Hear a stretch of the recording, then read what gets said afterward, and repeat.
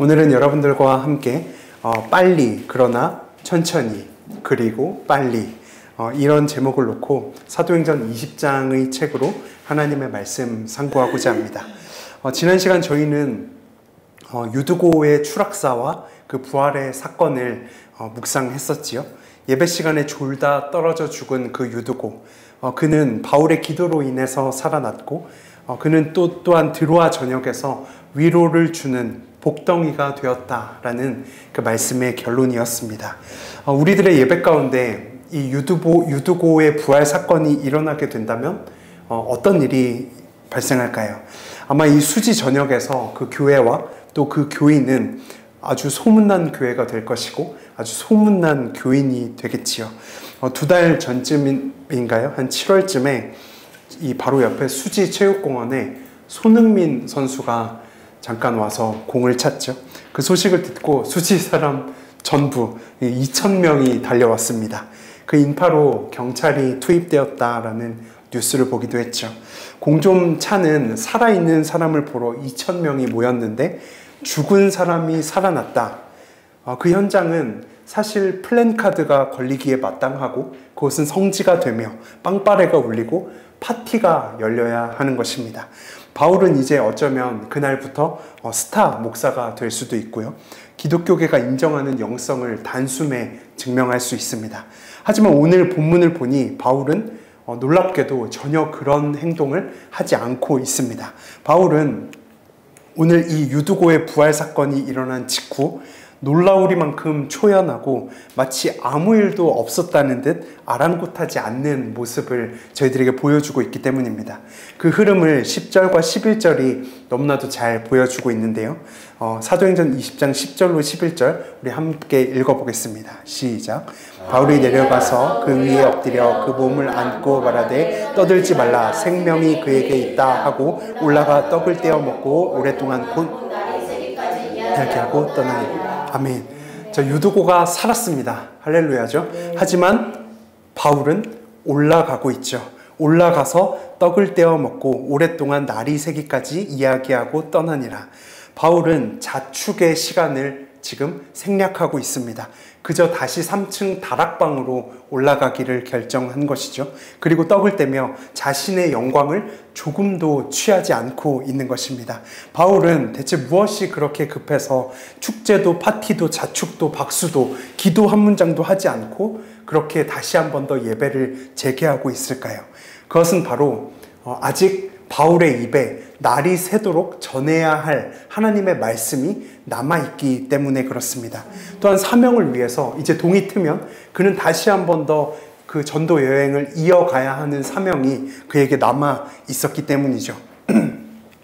바울은 이렇듯 사명 앞에서 언제나 급하고 빨리 움직이던 사람이었습니다. 바울의 인생은 성경에서 줄곧 달리기를 하던 경주자로 묘사되기도 했었죠. 말씀으로 확인해 볼까요? 디모데후서 4장 7절의 말씀입니다.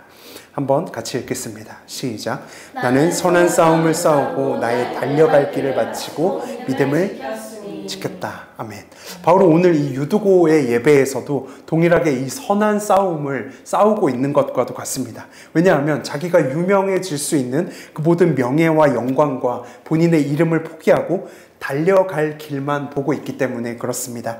마치 오병이어의 기적에서 그 모든 기적을 행하시고 그 무리를 떠나셨던 예수 그리스도가 생각나는 대목인 것이죠. 그렇게 달려간 뒤안길에는 항상 하나님께서 하신 그 흔적과 향기만 남게 되었습니다. 사람들은 그렇게 바울이 떠나간 자리에서 주님께 영광을 돌렸고 하나님만 기억하게 됐을 것이겠지요. 우리들의 신앙이 꼭 이와 같았으면 좋겠습니다. 우리들의 이름을 내기 위해서 달려가지 않고 하나님의 말씀만 남겨두고 하나님의 역사만 남겨두고 저희들의 믿음의 여정을 달려갈 수 있기를 주님의 이름으로 소원합니다. 하나님은 훗날 그런 경주자들에게 승리의 면류관을 선물로 주실 것입니다. 자, 그러면 이 유두고의 예배를 이쯤에서 갈무리하고 오늘 이제 저희는 본격적으로 이 바울의 여정 앞에 한번 서보기를 원하는데요. 이어서 한번 말씀 볼까요? 13절부터 15절까지의 말씀 한 목소리로 읽겠습니다. 시작. 우리는 앞서 배를 타고 아수에서 바울을 태우려고 우리로 가니 이는 바울이 걸어 가고자 그렇게 정하여 준 것이라. 바울이 아수에서 우리를 만나니 우리가 배에 태우고 미둘레네로 가서 거기서 떠나 이튿날 기호 앞에 오고 그 이튿날 사무에 들르고 또 다음날 밀레. 아멘. 사실 지금 13절부터 나오는 이 내용들을 보면 그렇게 멋진 표현이 없습니다. 그저 드로아에서 아소로 갔다.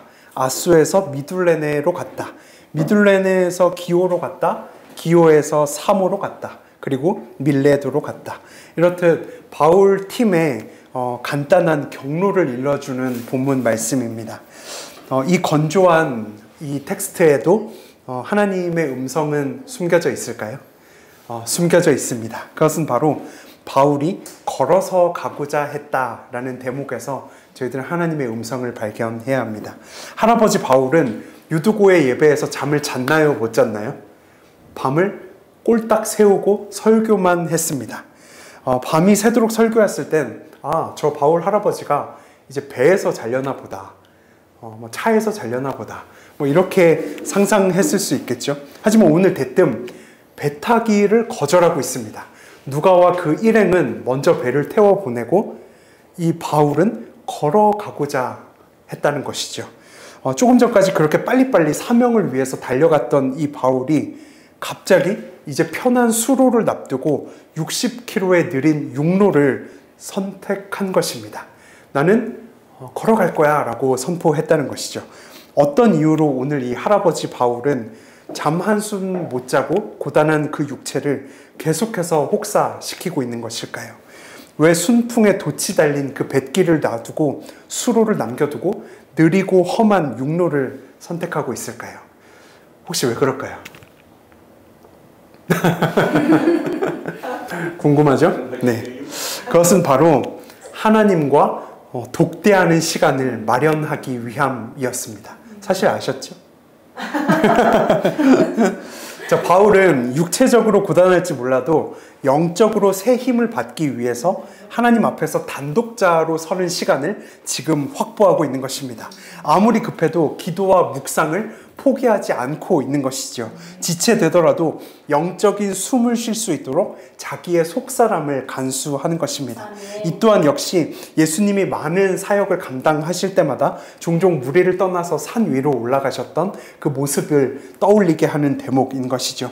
바울도 그렇게 자기와 한 팀이었던 무리를 배 태워서 먼저 보내고 그리고 하나님과 교제하고 있는 것입니다. 가면서 어떤 이야기를 나눴을까요? 이런 얘기 하지 않았을까요? 먼저는 지난 밤에 살렸던 유두고의 그 사건을 회고하지 않았을까 묵상해 봅니다. 하나님, 어제 그 예배에서 유두고가 다시 살았습니다. 너무 다행입니다. 제 설교가 어눌하고 지루해서 사람을 죽일 뻔했다니까요. 하나님 대박 막 이러면서 두런두런 이런 얘기를 하지 않았을까요? 또한 앞으로의 사역을 맡겨드리는 대화도 했겠지요. 바울은 남은 여행길에 자신의 그 선교 여행 가운데 고난이 있다는 것을 알고 있었을까요? 알고 있었습니다. 우리 말씀으로 확인할 텐데요. 사도행전 20장 23절 말씀입니다. 읽겠습니다. 시작. 오직 성령이 각 성에서 내게 증언하여 결박과 환난이 나를 기다린다 하시니. 아멘. 바울은 자기 앞에 당할 일을 지금 알고 있습니다. 왜냐하면 시시로 때때로 바울이 그의 귀에 성령이 일러주셨기 때문입니다. 만약 우리라면 성령이 알려주시는 대로 이 사인을 빌미로 경로를 틀어버릴 수도 있습니다. 너 지금 저 길로 가면 지뢰가 있어. 하나님 감사합니다. 넙죽 경로를 틀어서 안전한 길로 갈 수도 있었겠죠. 하지만 바울은 오늘 험한 육로를 자처하면서도 그 길을 피하지 않고 딱 그 목적지만을 향해서 걸어가고 있습니다. 하나님, 제가 가야 할 길 앞에 고난이 가득하다고 하셨지요. 지뢰가 많다고 하셨지요. 하지만 이것을 피하는 것이 하나님의 뜻은 아닐 것입니다. 저에게 하나님의 사명을 감당할 수 있는 힘을 허락하여 주시옵소서. 아마도 이러한 기도 제목을 가지며 사명의 초심을 한 번 더 굳건히 만져 주었을 것입니다. 인디언의 말타기라는 책의 내용에 이런 기록이 있습니다. 미국의 인디언들이 말을 타고 어디론가 계속해서 전력 질주를 하더라는 거죠. 그리고는 갑자기 말에서 멈춰 세워서 내립니다. 그리고 자기가 달려온 길을 돌아보면서 한참 응시하더라는 것입니다. 옆 사람이 물어보죠. 왜 갑자기 이렇게 말에서 내리십니까? 그 인디언이 뭐라고 했게요? 뭐라고 그랬냐면 내가 말을 타고 너무 빨리 달려온 나머지 내 영혼이 아직 쫓아오지 못했을까봐 그가 돌아올 수 있는 시간을 기다려 보는 것이라는 그런 습관이 그 미국의 인디언들에게 있었다라는 이야기입니다. 언뜻 그 책 속에서 그 내용이 그 미개한 사상을 이야기하고 있는 것일 수도 있지만 신앙의 앵글을 가지고 그 이야기를 들여다보면 우리에게도 적용점이 있습니다. 그것은 바로 자기들의 속사람을 한 번 더 간수한다는 것이죠. 저희들이 갑자기 바쁘게 움직이다가 실수 하나를 했을 때 뭐라고 얘기하나요? 어머 내 땡땡 좀 봐 이렇게 얘기하죠. 어머 내 정신 좀 봐 이러면서 자기의 정신을 한 번 더 찾지 않습니까? 지금 정확하게 바울은 그 행동을 하고 있습니다. 바쁜 사역의 길을 앞에 두고 일상에서 탈피해서 자신의 초심과 사명을 한 번 더 간수하고 있는 것이죠. 하나님과 독대하면서 그 사명을 위해서 자기를 단돌이 하고 있습니다. 여러분들은 여러분들의 속사람을 어떻게 간수하고 있습니까? 여러분들의 평일, 여러분들의 속사람은 어떤 방식으로 기름칠되고 있습니까? 하나님을 향해서 달려갈 수 있는 그 말씀과 그 기름의 보충이 여러분들에게 얼마나 확보되고 있습니까? 정광석과 같이 달려가던 그 길을 뒤돌아보면서 앞으로 가야 할 길에 대한 정비를 어떤 방식으로 하고 계십니까? 우리 앞날도 사실 갈 길이 구만리 아닙니까? 우리 일상도 매일이 바쁩니다. 오늘 바울의 일생처럼 우리도 내일이면 미둘레네로 가야 하고 기호섬도 가야 하고 사모에 들려서 밀레도에 가야 하는 그 빈틈없는 타임라인이 저희들에게도 있습니다. 내일도 뭐 등원시켜야죠. 하원시켜야죠. 중간에 일도 해야죠. 회사도 가야죠. 밥도 차려야죠. 설거지도 해야죠. 이게 다 저희들의 타임테이블 아닙니까? 하지만 그 가운데 저희들은 영적 조깅을 해야 합니다. 우리 한번 따라할까요? 달려가려면 종종 걸어야 합니다. 네, 말씀의 근육이 붙는 시간, 그 시간은 영적 조깅으로 마련되는 것입니다. 말씀이 필요하고 기도가 필요합니다. 하나님과 독대하는 시간이 저희들에게 필요한 것입니다. 예수님도 하나님 본체이시지만 늘 그런 시간을 확보하시고 말씀 곁에 머무셨습니다. 성경에 보면 예수님이 처음으로 등장하시고 첫 대사가 무엇이었을까요? 12살 예수님의 첫 대사는 내가 아버지 집에 있어야 될 줄을 알지 못하셨습니까? 라는 말입니다. 그것은 곧 나는 하나님의 아들이기 때문에 아버지의 집에 그 교회와 말씀 옆에 머무는 것이 당연하다라는 말씀입니다. 자, 그럼 거꾸로 맨 마지막으로 보여주신 모습은 무엇일까요? 역시나 승천하시고 아버지의 집 옆에 집에 머무는 모습으로 그의 시작과 끝은 기록되어 있습니다. 예수는 하늘로 가심을 본 그대로 오시리라 하였느니라 라고 성경은 말씀하고 있습니다. 곧 예수님도 언제나 하나님의 말씀에 잠겨서 살았다는 사실입니다. 하나님의 임재에 잠겨서 살다가 하나님께로 돌아간 것입니다. 그 아버지의 집에 바로 생명이 있기 때문에 그렇습니다. 우리도 때때로 아무리 분주하더라도 여러분들의 삶 가운데 이 충전소를 찾아갈 수 있는 축복이 있기를 주님의 이름으로 소원합니다. 아멘. 우리 메시지처치 성도님들이 그곳에서 얻은 열정과 힘을 가지고 믿음의 여정을 완주해낼 수 있기를 이 말씀 빌려 주님의 이름으로 소원합니다. 아멘. 자, 그러면 이제 벌써 딱 한 구절밖에 남지 않았습니다. 함께 읽도록 하겠습니다. 시작. 바울이 아시아에서 지체하지 않기 위하여 에베소를 지나 배 타기로 가기로 작정하였으니 이는 될 수 있는 대로 오순절 안에 예루살렘에 아멘. 바울은 다시 대뜸 오늘 속력을 올리고 있습니다. 급히 가밀어라. 급히 가밀어라 라고 기록하고 있죠. 그간 지교회에서 모았던 구제 헌금을 빨리 모아서 그 예루살렘 교회에 전달해야 하는 사명이 그에게 있었습니다. 하지만 그것보다 더 급한 그것보다 더 급한 오직 한 가지 이유가 있는데요. 그것은 바로 여기 제가 칠해 놓은 것처럼 오순절 안에 예루살렘에 세입하기 위함이었습니다. 오순절은 어떤 절기입니까? 그 당시에 세계에 퍼져 있었던 디아스포라 유대인들이 그 자리에 다 몰려드는 시기였습니다. 그러니까 곧 사람 낚는 어부라면 복음을 전하기에는 정말 성수기, 물고기가 가장 많은 그 때를 지금 바울은 극성수기로서 그곳을 겨냥하고 있는 것입니다. 바울은 다시 한번 복음의 사명이 발현될 그곳에서 속력을 내기로 결심하고 있는 것입니다. 사실 바울이 지나간 이 지역들은 결코 지나치기 쉬운 그런 지역들이 아니었습니다. 왜냐하면 바울이 들렸던 이 미둘레네는 로마 귀족들이 찾는 유명한 휴양지였습니다. 그러니까 놀고 싶었겠죠. 자, 그리고 아소는 로마군이 매일 사열식을 열던 근사한 장소였습니다. 그 사열식 한번 참여하고 싶지 않았을까요? 심지어 밀레도는 상업 발달이 활발해서 물품이 풍부했던 그런 무역항이었습니다. 쇼핑 좋아하십니까? 지금 바울은 쇼핑도 마다하고 있는 것이죠. 더군다나 16절에 에베소를 지나갔다. 이거는 사실 굉장히 충격적인 내용입니다. 왜냐하면 에베소는 바울이 개척한 교회이고, 에베소 교회는 그리고 가장 사랑을 쏟아부었던, 가장 오래 사역했던 3년간 자신의 모든 것을 쏟아부었던 땅이었습니다. 왜 보고 싶은 사람이 없었겠습니까? 왜 들렸던 맛집이 생각나지 않았겠습니까? 보고 싶은 얼굴들도 있었을 것이고, 교인들과 식사 한 끼 하고 싶었겠죠. 그 맛집에 방문하고 싶었겠죠. 한 번 더 인사하고 싶고 한 번 더 끌어안아주고 싶었겠죠. 하지만 아시아에서 지체하지 않기 위해서 예루살렘만 바라보며 사명을 위해서 본인의 마음을 절제하고 있습니다. 사사로운 개인의 감정을 추스르고 있는 것이죠. 타임테이블을 보면 이 빼곡한 계획을 세워서 바삐 움직이고 있는 것 같지만 사실은 철저히 하나님의 사명을 향해서, 하나님의 인도하심을 향해서 달려가는 바울의 여정을 저희들이 엿볼 수 있는 것입니다. 잠언 성경에 보면 저희가 잘 아는 말씀이 기록되어 있는데요. 16장 9절 말씀입니다. 함께 읽겠습니다. 시작. 사람이 마음으로 자기의 길을 계획할지라도 아멘. 이 말씀은 네가 백날 첫날 계획해봤자 내가 이룰 거니까 너는 아무 계획도 하지 마 라고 하는 말씀이 아니지요. 이것은 하나님의 인도하심 속에 내 계획 전체가 스며든다는 내용입니다.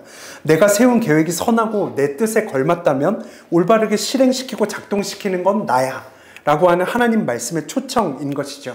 오늘 바울은 정확히 그 초청을 받아들이고 본인의 계획을 존귀하게 바꿔서 그 재료를 가지고 하나님의 존귀한 계획을 실현시키고 있습니다. 우리 하나님의 말씀으로 확인할 텐데요. 이사야서 32장 8절 말씀 함께 읽겠습니다. 시작. 존귀한 자는 존귀한 일을 계획하나니 그는 항상 존귀한 일에 서리라. 아멘. 자, 하나님의 존귀한 일에 참여하는 사람은 먼저 존귀한 계획부터 세웁니다. 하지만 오늘 바울은 그 많은 지역을 거치면서 관광과 쇼핑과 사적 교제에 시간을 소모하고 있지 않다라는 사실입니다. 오직 말씀과 사명을 향해서 다름질하고 있는 것이죠. 빨리 갑니다. 그런데 때로는 천천히 갑니다. 하지만 다시 빨리 갑니다. 대체 이 노인 바울이 가진 엔진이 무엇이기에 그가 이렇게 멋진 경주를 해내고 있는지 저희들은 궁금해야만 합니다. 궁금한가요? 네. 한때는 예수 믿는 자를 맨날 잡으러 다니던 이 바울이 대체 지금 무엇에 잡혔길래 이렇게 멋진 경주를 하고 있는 것인가? 무엇이 그를 그토록 변화시키고 있는가? 우리는 그 성경에서 단초를 찾아낼 수 있습니다. 오늘 본문의 조금 뒷절인데요. 그가 대체 무엇에 붙잡혔는가를 확인해 보도록 하겠습니다. 사도행전 20장 22절 말씀입니다. 시작. 보라, 이제 나는 성령에 매여 예루살렘으로. 아멘. 이 노인 바울이 지치지 않고 갈 수 있었던 그 신형 엔진, 그것은 바로 바울의 원동력, 성령이었습니다. 바울은 성령을 가지고가 아니라 성령에 아주 꽁꽁 매였습니다. 매인 게 뭐죠? 하나가 되었다는 것이죠. 단순히 성령이 일러주고 응답하는 방식이 아니라 하나가 된 것입니다. 예수 그리스도 옷을 입은 겁니다. 이 옷이 내 왼팔을 들면 내 속에 왼팔도 올리고 성령이 걸으면 바울도 걷고 성령이 뛰면 바울도 뛰는 것입니다. 곧 주님이 그의 모든 걸음이 되셨다라는 결론입니다. 성경 한 곳을 볼까요? 요한복음 10장 30절 말씀 함께 읽겠습니다. 시작. 나와 아버지는 하나이니라 하신대. 아멘. 사람 예수님의 고백입니다. 인간 예수님도 하나님께 완전히 잠겨서 살았다는 것이죠. 바울에게 임한 하나님의 임재와 동행의 수준이 꼭 이와 같은 수준이었습니다. 성령의 엔진을 가진 사람은 결코 지치지 않습니다. 복음을 향해 갑니다. 뜁니다. 걷습니다. 멈추지 않습니다. 어쨌든 앞으로 갑니다. 뒤로 가는 것은 없습니다. 그리고 마침내 바울이 어떤 신앙 고백으로 그의 신앙의 방점을 찍고 있는가를 봐야겠죠. 그 바울이 얼마나 멋진 고백을 하고 있는가. 그 바로 뒷절인데요. 사도행전 20장 22절로 24절. 조금 길지만 함께 읽겠습니다. 시작. 보라, 이제 나는 성령에 매여 예루살렘으로 가는데 거기서 무슨 일을 당할는지 알지 못하노라. 오직 성령이 각 성에서 내게 증언하여 결박과 환난이 나를 기다란다 하시나 내가 달려갈 길과 주 예수께 받은 사명 곧 하나님의 은혜의 복음을 증언하는 일을 마치려 하면은 조금도 귀한 것으로 아멘. 저희가 너무나도 잘 아는 이 멋진 바울의 유명한 고백이죠. 이 바울의 실토는 이와 같은 여정 속에서 태어난 것입니다. 그저 인간 바울이 대단해서 이런 멋진 고백을 하고 지금도 저희들의 입에 오르내리는 것이 아닙니다. 바울은 그저 성령에 붙들거나 그를 빠르게 재촉한 그 모든 걸음이 되어주셨던 하나님의 열심으로 인해서 움직였던 사람이었다는 사실입니다. 여러분들의 엔진은 무엇입니까? 여러분들을 살게 하는 최고의 원동력은 무엇입니까? 주님이 말씀하시면 내가 나아갑니다. 주님 뜻이 아니면 내가 멈춰섭니다. 라고 말했던 그 찬양의 가사처럼 저희들의 모든 걸음을 주님께 내어드리며 이 인생을 살아낼 수 있는 우리 모두가 될 수 있기를 주님의 이름으로 축원합니다. 자, 말씀을 간단히 정리할까요? 오늘 말씀으로 저희들은 바울의 그 믿음의 여정 한 구간만 살폈습니다. 몇 가지 정도를 기억하시기를 축복합니다. 첫 번째, 바울은 유두고의 그 예배 가운데 있을 법한 축제와 그 모든 오락과 유흥을 냅두고 사명을 위해서 빨리 달려갔다라는 사실입니다. 하지만 아무리 분주해도 그는 도보 여행을 자처하면서 때로 페이스를 늦췄습니다. 그리고 기도합니다. 묵상합니다. 다음 사명을 위해서 걸어갈 힘을 충전했다는 사실입니다. 말씀과 기도로 무장하고 본인의 초심과 속사람을 간수했습니다. 그리고 다시 한 번 더 사명이 발현돼야 하는 그 사건을 보고 예루살렘을 향해서 한 번 더 속력을 내고 있습니다. 모든 방문지의 일정을 생략하고 있습니다. 막간에서 누릴 수 있는 쇼핑과 관광과 그 모든 사적 교제를 삭제하고 있는 것이죠. 그처럼 바울은 성령의 엔진을 달고 빨리 갔고 때론 천천히 갔으며 또다시 한 번 더 빨리 간 것입니다. 모든 걸음을 하나님께 맡겨드리며 갔던 바울의 발자취였습니다.